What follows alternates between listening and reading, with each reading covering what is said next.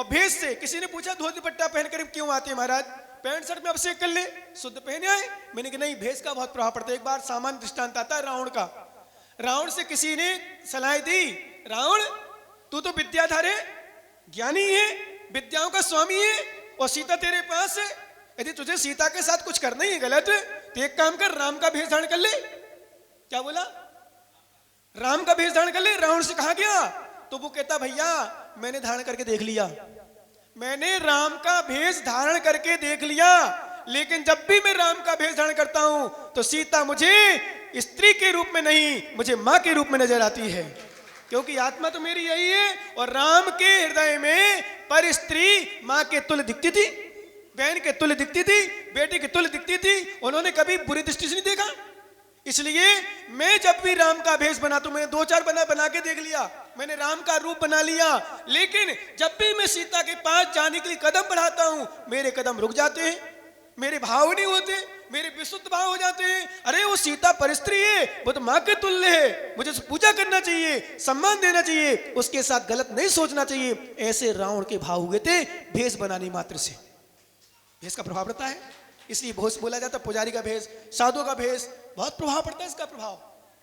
ब्रह्मचारी का भेष, अभी पीली धोती पट्टा में हो, सफेद में लाइन वाली में, तो धोती पट्टा सफेद आ जाएगी ना, उसमें वैसे भाव होते हैं। एलक चुल्लक बन जाओ वैसे भाव होते हैं, और मुनिराज बन जाओ तो वैसे भाव होते हो। फिर अपन देखने में ले लो, एक ब्रह्मचारी को देखो, एक ब्रह्मचारी दीदी को देखें, एक सामान्य लड़की को देखें, एक माता जी को देखें, एक महाराज को देखें अलग, और किसी डमी को देखें अलग प्रभाव पड़ता है।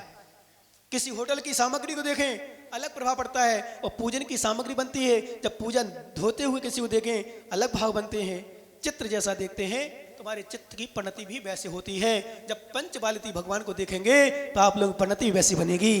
अपने आप मन करेगा। आपसे कोई कह रहा तो बोले महाराज अब से करने वाला तो यही नहीं मिलता। मैंने कहा भैया अजय जी चिंता मत करना, पता नहीं ऐसी होगी स्थिति, होड़ लगेगी, आसपास के लोग भी आएंगे। सिरसागंज पास में 9-10 kilometre, 10 kilometre Gharor, Firozabad 30 kilometre, Sugma 10 kilometre, Etah पास में, कुरावली पास में। विश्वास करना, ज्यादा दूर की आए ना आए, मेरी गारंटी कोई भी फंक्शन करना पंचबलित जिनालय में अपने आदिनाथ भगवान के मंदिर के इस अच्छे क्षेत्र के दर्शन करने के लिए आसपास के लोग खूब आएंगे दर्शन करने। बाद में भाव बनेंगे।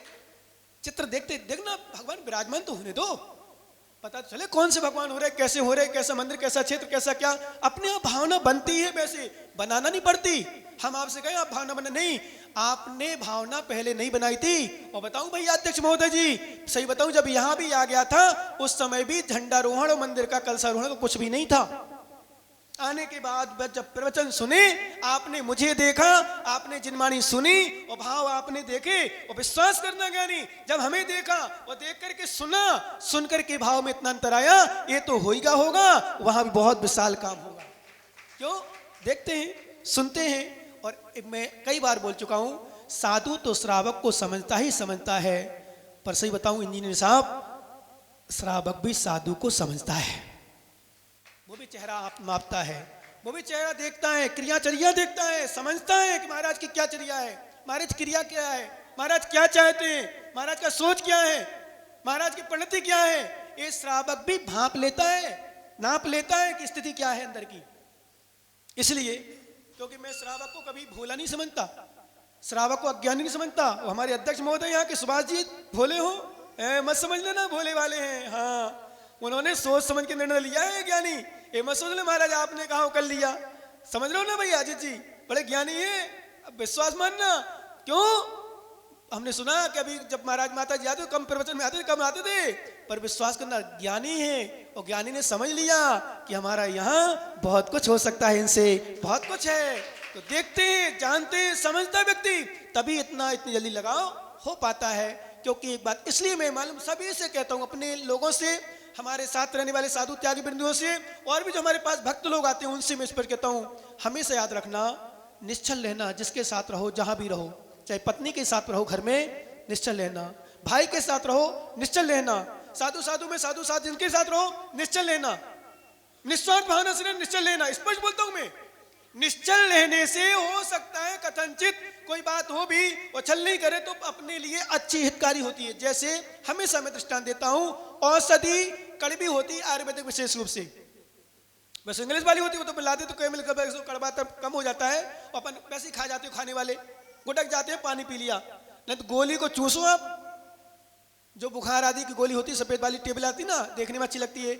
आप लोग क्या करते हो, अधिकांश मुंह में लिया, कई लोग तो गले में पहुंचा, पानी डाला, स्वाद ही नहीं आ पाता, और कहीं थोड़ी देर रुक गई गले में, कहीं कैप्सूल होता ना कैप्सूल बड़ा वाला, और कहीं थोड़ा अटक गया, और थोड़ी देर के लिए अटक गया, फिर देखो कितना कड़वा होता है। इंग्लिश दवाई में कड़वी होती हैं, पर विश्वास करना कड़वी तो होती हैं, पर उसका फल क्या है, बोलो, उसका फल क्या होता है? फल उसका हमेशा हितकारी है, कल्याणकारी है, निरोगता दिलाने वाला है, उसका फल ऐसा है। ऐसे ज्ञानी निश्चल रहने से, स्पष्ट अच्छी बात रहने से, करने से, विश्वास करना, पति पत्नी विशेष ध्यान रखना, घर में रहने वाले सास ससुर, बहू बेटा, पुत्र पिता इत्यादि, हमेशा याद रखना, निस्तार जितने लोग रहे, निश्चल रहने से क्षणिक तो लग सकता है ऐसा कह रहा है, ऐसा कहा था, लेकिन उसका विपाक अच्छा होगा, उसका फल अच्छा होगा। क्यों?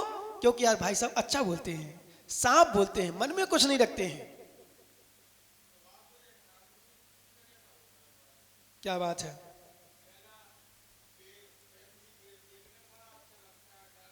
दूसरा नारियल, और तीसरा हाँ बादाम कह दो, हाँ बादाम है।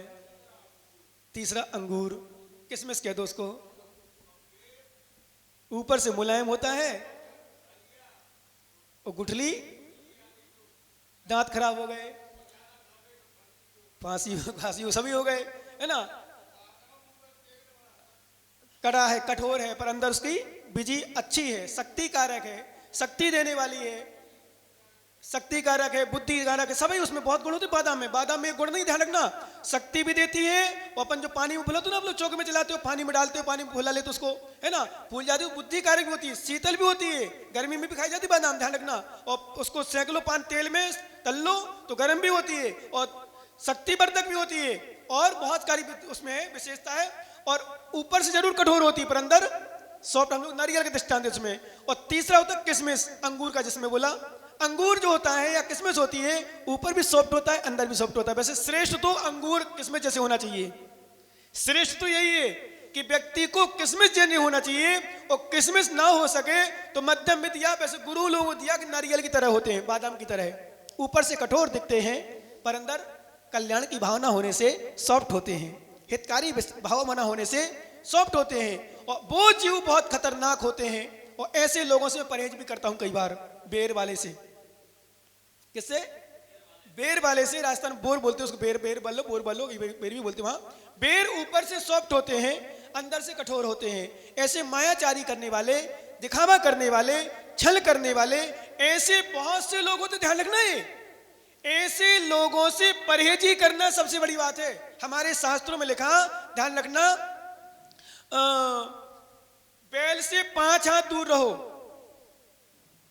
गधा से 10 हाथ दूर रहना चाहिए, घोड़ा से, हाथी से 100 हाथ दूर रहना चाहिए, और दुर्जन से देश त्याग कर दो। दुर्जन मतलब मर्याचारी, छल कपट रखने वाले, इनसे दूर रहो, इनसे बिल्कुल दूरी बना के रखो। बैल 5 हाथ दूर रहो, बैल पैर मारता कहीं की, घोड़ा पैर टांगे मारता, वैसे बैल तो कभी सींग मार दे, कुछ कर दे, इसलिए 5 हाथ दूर, और घोड़ा लात मारता, टांग तो दूर तक उचक सकता है। वो हाथी को 100 हाथ कहते, 100 हाथ दूर रहो, उसको बचा के रखो। और दुर्जन, छलिया से, मायाचारी करने वालों से देश त्याग, मतलब स्थानीय त्याग कर दो, पर्यंत को दूर कर दो।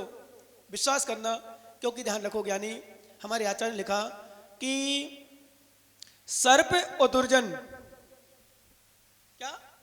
सर्प और दुर्जन, सर्प तो मात्र एक पर्याय को नष्ट करता है, या सर्प तो हमारे शरीर को कष्ट देता है, लेकिन दुर्जन पर्याय को नष्ट कर देता है। दुर्जन हमारे लिए बहुत नष्ट करता है, इसलिए दुर्जन की अपेक्षा, सर्प की अपेक्षा दुर्जन की अपेक्षा सर्प को श्रेष्ठ कहा है। एक बार सर्प के साथ निवास कर लेना, पर दुर्जनों के साथ नहीं करना, क्योंकि दुर्जन कभी भी दे देता है। बिच्छू के डंक में जहर होता है, सर्प के मुंह में जहर होता है, पर दुर्जन के रोम रोम में जहर होता है।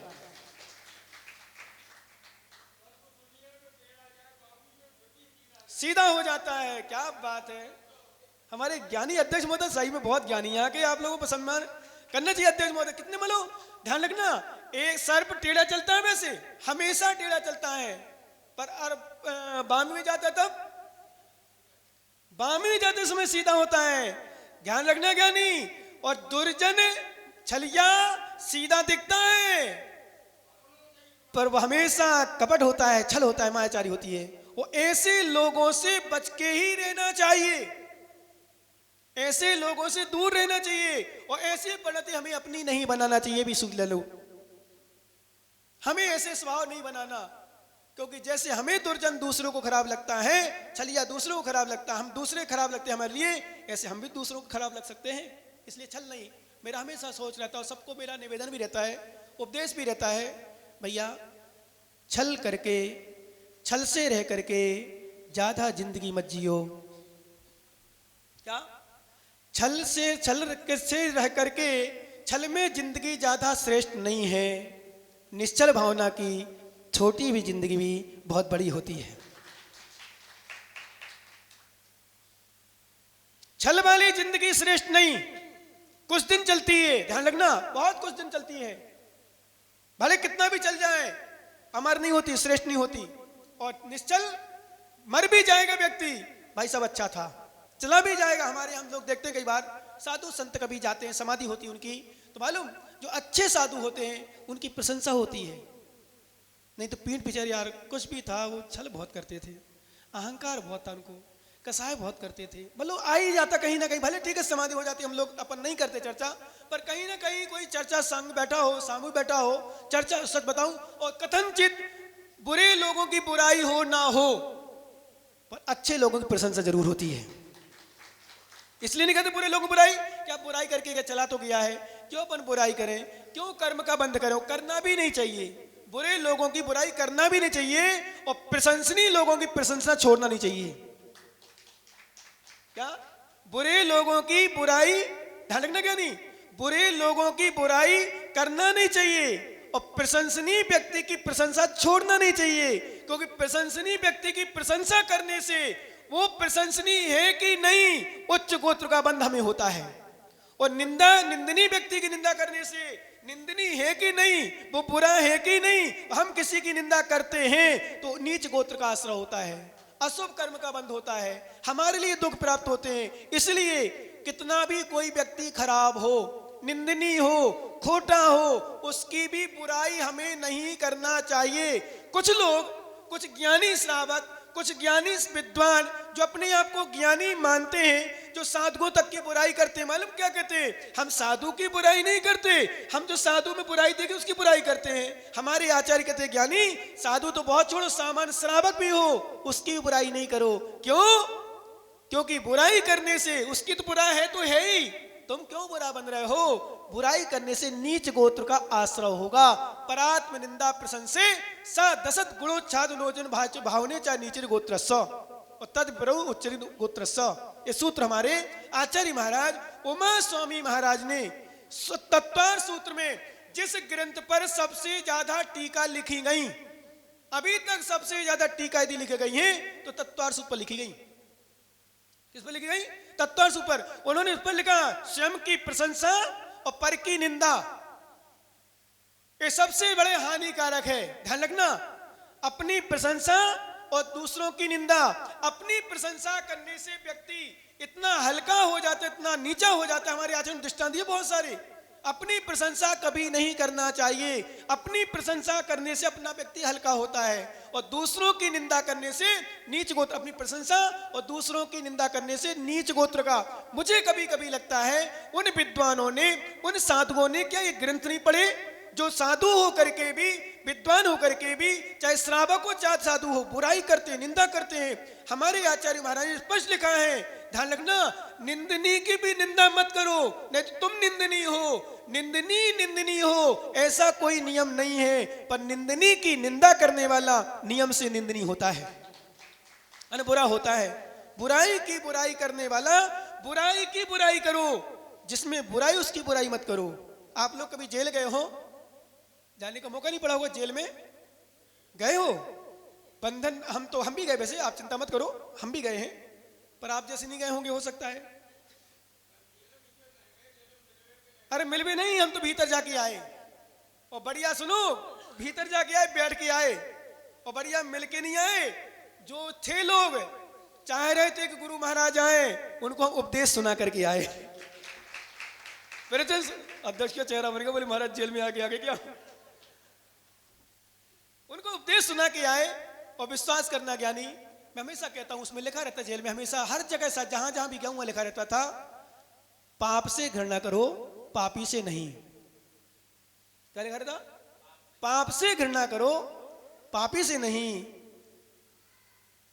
निंदनीय काम से घृणा करो, निंदनीय व्यक्ति से नहीं। व्यक्ति की निंदा नहीं करो, उसकी भक्ति जो बुराई की निंदा करो।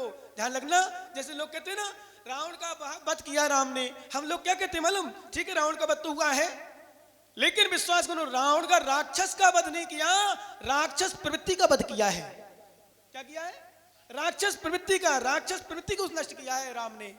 इसलिए हमारे आचार्य कहते हैं, ज्ञानी समझो, समझने का प्रयास करो। कभी भी नोट कर लेना, जीवन में ऐसे ज्ञानी कुछ विद्वान, और कुछ विद्वान तो एक दो ऐसे विद्वान हैं जो जिनको बुराई के अलावा कुछ दिखता ही नहीं है। और मैं हमेशा कहता हूं, हमारे आचार्य कहते हैं, ध्यान रखना, यदि किसी में 100 बुराई भी क्यों ना हो, वो आप देखना, अंदर झांक के देखना, कहीं ना कहीं एक आध दो अच्छाई मिल ही जाएगी।